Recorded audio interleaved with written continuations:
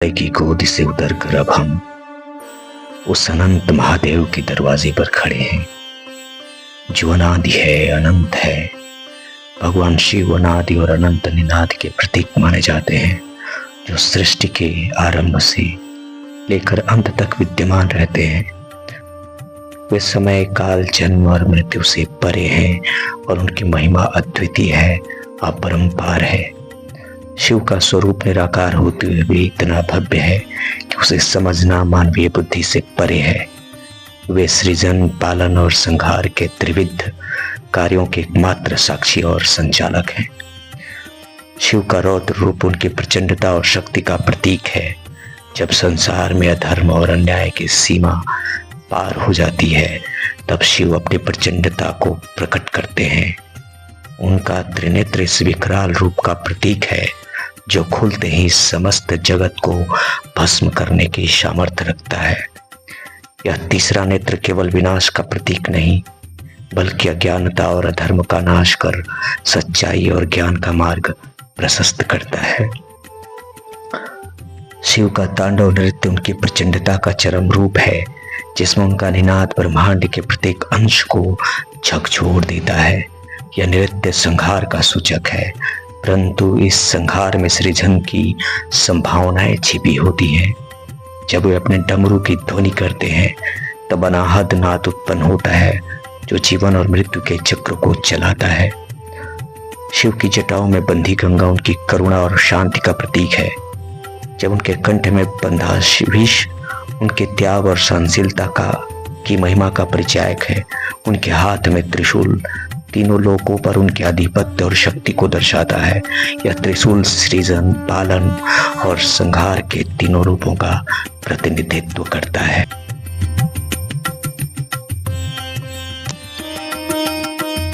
वो अनादि है, वो अनंत है, वो दिग्दिगंत है। उसकी महिमा का न कोई अंत है। वो अज्ञात है और हर क्षण मौजूद है। वो स्थिर है और हर पल गतिमान है। उसकी सृष्टि का विस्तार अनंत आकाशों तक फैला है। वो अदृश्य है, फिर भी हर दृश्य में बसा है। वो समय से परे है, फिर भी हर पल के साथ बहता है। उसकी सत्ता अपरंपार है। वो हर रूप में प्रकट होता है और हर रूप में विलीन हो जाता है। आइए समय के इस प्रवाह के साथ हम भी प्रवाहित होते हैं। आइए इस धारा के साथ हम भी बहते हुए शिव के उस अद्वितीय रूप का साक्षात्कार करते हैं और आपको दिखाते हैं शिव की उस भव्यता का, उसकी महिमा का। आइए हम उस महाकाल का साक्षात्कार करें, जो देवों का देव है, महाकाल है, सर्वशक्तिमान है, संहारक है और सृष्टि का रक्षक भी है। और हमारे कैमरामैन आपको मंदिर के द्वार की तरफ दिखाएंगे, आपका ध्यान आकृष्ट कराएंगे। यहाँ से हम मंदिर में प्रवेश करते हैं और यहाँ उसके बाद अंदर भगवान शिव की एक विशाल, एक बड़ी भव्य, बड़ी दिव्य प्रतिमा अवस्थित है। इस तरफ से आगमन होता है और फिर इधर से हम, ये वो गली है जिस गली से हम भगवान शिव की का दर्शन करते हैं। उनका दर्शन करने के लिए, उनका अर्चन करने के लिए और उनका वंदन करने के लिए हम दूर दराज से आते हैं। और ये वो गली है जिस गली में भगवान शिव की वो प्रतिमा विराजमान है, जिस गली में भगवान शिव का वो भव्य, वो प्राचीनतम रूप विराजमान है अवस्थित। तो जरा आप पीछे की गली का एक नज़ारा किस प्रकार से। पशुपतिनाथ के जर्रे जर्रे में शिव की गाथाएं हैं, उसकी निशानियां हैं। जब शिव धाम के समीप आप कदम रखेंगे, रेजा रेजा शिव में दिखेगा। कदम कदम आपको संसारिक मिथ्या और भ्रम के मोह पाश का छद्म आवरण दूर करता हुआ महसूस होगा। यहाँ की आबो हवा में एक ताजगी है, एक सुकून है, एक आराम है। जब आप पशुपतिनाथ की पवित्र भूमि पर कदम रखते हैं, तो यह केवल एक धार्मिक यात्रा नहीं होती, बल्कि आत्मिक अनुभव होता है। अब हमारे साथ हैं अभिषेक बाबू, ये इस यात्रा का विवरण प्रस्तुत करेंगे आप लोगों के समक्ष। अभिषेक बाबू बताइए। ये पशुपतिनाथ मंदिर जो नेपाल में है, यहाँ आने के लिए हमें एक अचानक फैसला बना और फैसला में हम लोग रास्ते में बहुत, लेकिन अंततः हम लोग उस समय में पशुपतिनाथ मंदिर में पहुँचे जिसमें भगवान का अच्छे तरीके से दर्शन कर पाए। और इस मंदिर का महत्व है हमारे जीवन में, तो सभी लोग और भी चलिए आइए राजू बाबा से।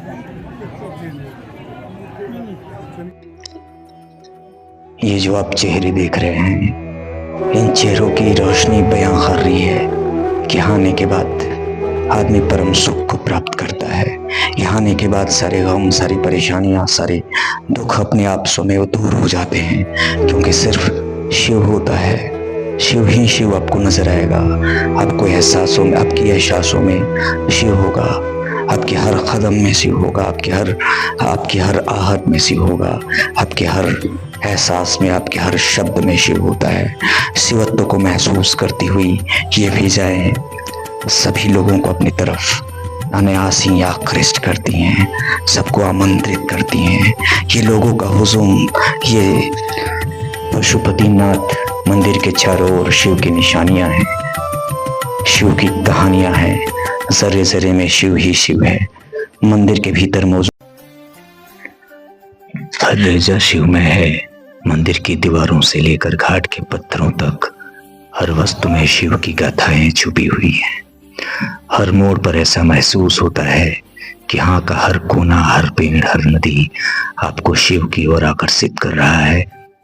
जैसे जैसे आप इस स्थान के भीतर गहराई से प्रवेश करते हैं, सांसारिक जीवन की मिथ्या और भ्रम का भार हल्का होता जाता है। पशुपतिनाथ मंदिर के चारों ओर शिव की निशानियां हर ओर बिखरी हुई हैं। मंदिर के भीतर मौजूद मुख्य शिवलिंग एक अद्वितीय ऊर्जा का केंद्र है, जहां शिव के आशीर्वाद की अनुभूति होती है। मंदिर के प्रांगण में स्थित पवित्र बागमती नदी में स्नान करने का महत्व भी अनोखा है, जो आत्मिक शुद्धि प्रदान करता है। यहाँ आने वाले हर भक्तों को सिर्फ मंदिर का दर्शन ही नहीं, बल्कि एक अद्वितीय आध्यात्मिक अनुभव प्राप्त होता है। मंदिर के चारों ओर फैले साधु संत, नंदी की प्रतिमाएं, शिवलिंग और धार्मिक अनुष्ठान सब कुछ इस स्थान को दिव्यता और पवित्रता से भर देते हैं।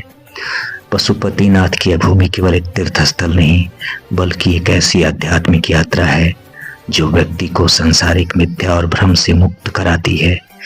यहाँ के वातावरण में शिव की महिमा है, उनकी उपस्थिति और उनकी गाथाएं हर कण में समाहित है। यहाँ की हवाएं, यहाँ की नदियाँ, यहाँ का हर रेजा शिवमय है, जो आपको अपने भीतर की शांति और आत्मिक सुकून का अनुभव कराती है। नमस्कार, आज बिहार की टीम पहुंची है पशुपतिनाथ मंदिर का दर्शन करने और इस मंदिर की प्राचीनता और भव्यता का काम से वचनों से अपने आप को अभिभूत करते हैं। तो चलिए आपको आइए लेकर के चलते हैं हम शिव की अनुभूतियों की तरफ। हम आपको उनके एहसासों से दो चार कराते हैं। आप में सार्वभौमिकता की एक जीवंत मिसाल है।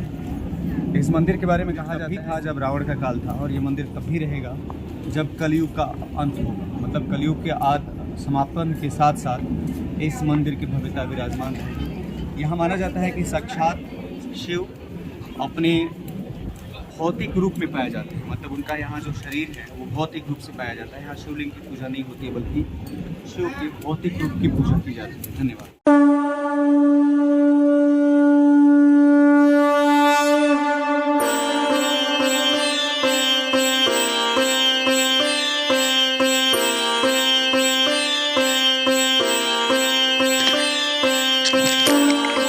शिव के कदमों में आपको शिव के दीवानों की एक लंबी फौज दिख जाएगी। कोई शिव की भक्ति के समक्ष अश्रुपूरित आंखों से भाव विभोर है, कोई अल्हड़ सा, फक्कड़ सा भटकता हुआ दिख जाएगा। तो कई ऐसे दीवाने भी मिलेंगे जिन्हें मंदिर में जाने की अनुमति नहीं। विदेशों से आए हुए ये लोग भावनाओं के सैलाब में शिवमय महासागर के किनारों पर बैठे दिख जाएंगे।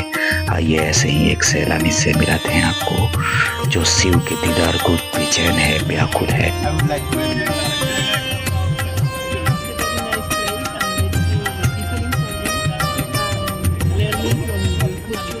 Ma'am, have want you learned about Hinduism? Do you know something about Hinduism?